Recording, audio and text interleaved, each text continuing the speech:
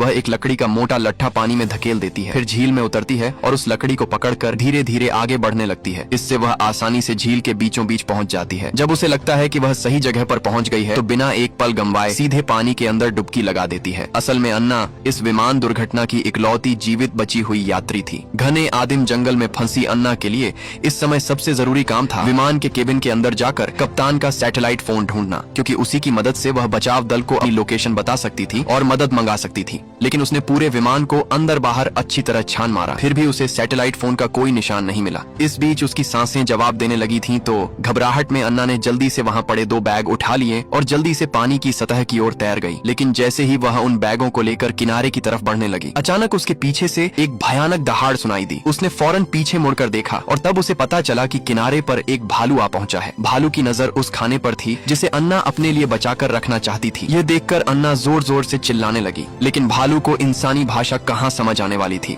उसने जमीन पर पड़े सारे बिस्कुट खा लिया और वहीं पोटी भी कर दिया। लेकिन इससे भी ज्यादा डरावनी बात तब हुई जब वह भालू सीधे उसके साथी की लाश की ओर बढ़ गया। यह नजारा देखकर अन्ना डर के मारे उसने पानी को जोर जोर से थपथपाना शुरू कर दिया ताकि किसी तरह उस भालू को वहां से भगा सके। भालू ने बस एक बार उसकी तरफ देखा, तभी अचानक भालू को लगा शायद यह मांस ताजा नहीं है और वहां से चला गया। तब जाकर अन्ना ने राहत की सांस ली। ऐसी घटना दोबारा न हो, इसलिए उसने सबसे पहला काम अपने साथी की लाश को एक अच्छी जगह ले जाकर दफनाने का फैसला किया। ये सब करने के बाद वह तुरंत उन बैगों की जांच करने लगी जिन्हें वह झील से निकाल कर लाई थी। जब उसने बैग खोला तो उसके अंदर पानी से खराब हो चुके कुछ इलेक्ट्रॉनिक सामान, कुछ बटुए और कुछ कार्ड ही मिले। ऐसा कुछ भी नहीं था जो उसकी मौजूदा हालत में काम आ सके। अब उसकी आखिरी उम्मीद दूसरे बैग पर टिकी हुई थी। जैसे ही उसने दूसरे बैग की जिप खोली, उसने देखा कि उसके अंदर की सारी चीजें प्लास्टिक की थैलियों में लपेट कर रखी गई थीं। उसने उन प्लास्टिक बैगों को फाड़ कर खोला तो उसके अंदर नोटों की मोटी मोटी गड्डियां भरी हुई थीं। अगर अनुमान लगाया जाए तो उनकी कीमत कम से कम 10 लाख से भी ज्यादा थी। लेकिन इतनी बड़ी रकम देखने के बावजूद अन्ना के चेहरे पर खुशी नहीं था, क्योंकि इस सुनसान और खतरनाक जंगल में फंसे होने की स्थिति में इतना पैसा भी उसके किसी काम का नहीं था। तभी अन्ना की नजर नीचे दबे हुए कुछ दवाइयों की शीशियों पर पड़ी। उसने उन बोतलों में भरी सारी गोलियां बाहर निकाल दी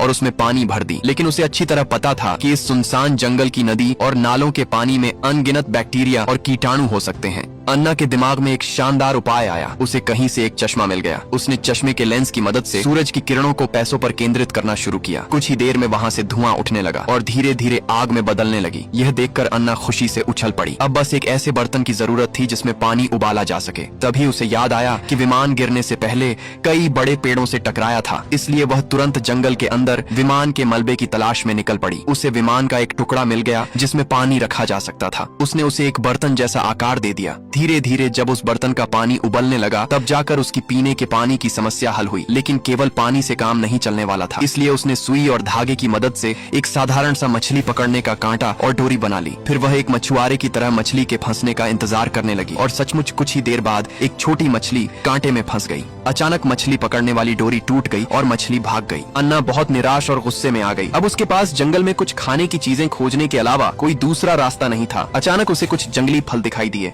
उसने उन फलों को तोड़ तोड़ कर अपनी बोतल में भर लिया। उसे काफी फल मिल तो गए थे, लेकिन उसने उन फलों को पहले कभी नहीं देखा था। उसने हिम्मत करके एक फल उठाया और मुंह में डाल लिया। फल का मीठा निकला। यह देखकर उसने एक के बाद एक कई फल खा लिए। लेकिन रात होते होते उसकी हालत खराब हो गई। उसे उल्टियां होने लगीं और पेट में दर्द शुरू हो गया। जब उसे समझ नहीं आ रहा था कि क्या करे, तभी उसे अचानक भालू याद आया। उसने सोचा कि अगर वह वही चीजें खाए जो भालू खाता है तो शायद सुरक्षित रहेगा। उसे आखिरकार एक ऐसी जंगली बेरी मिल गई जिसे सुरक्षित रूप से खाया जा सकता था। लेकिन पिछली रात के जहरीले फल खाने का अनुभव उसे सबक दे चुका था। इस बार वह बेहद सावधान थी। उसने उन फलों को अपने धातु के बर्तन में पानी के साथ उबाला, फिर बहुत धीरे धीरे थोड़ा थोड़ा करके उन्हें खाना शुरू किया। जब काफी देर तक उसे कोई परेशानी महसूस नहीं हुई, तब उसे पूरा विश्वास हो गया कि यह फल खाने योग्य है। यह समझते ही वह जंगल की ओर गई ताकि ज्यादा से ज्यादा फल इकट्ठा कर सके। अभी उसने थोड़े ही फल तोड़े थे कि अचानक तेज बारिश शुरू हो गई। वह जल्दी जल्दी बची हुई दवा की बोतलों को बारिश का पानी इकट्ठा करने के लिए जमीन पर रख दिया। फिर वह पास पड़े एक खोखले पेड़ के तने के अंदर चली गई। जब बारिश रुकी तो उसकी सारी बोतलें बारिश के साफ पानी से पूरी तरह भर गईं। अब कम से कम कुछ समय तक उसे पीने के पानी की चिंता नहीं करनी थी। लेकिन तभी उसकी नजर दूर एक पहाड़ी की तरफ गई। उसे वहाँ किसी रोशनी की चमक दिखाई दी। यह देखकर वह चौंक गई। तो दोस्तों, यहाँ पर यह मूवी समाप्त होती है। लेकिन क्या उस पहाड़ पर सचमुच कोई इंसान था या कोई और? अगर इसका दूसरा पार्ट देखना है तो चैनल को सब्सक्राइब करके कमेंट में पार्ट 2 लिख देना।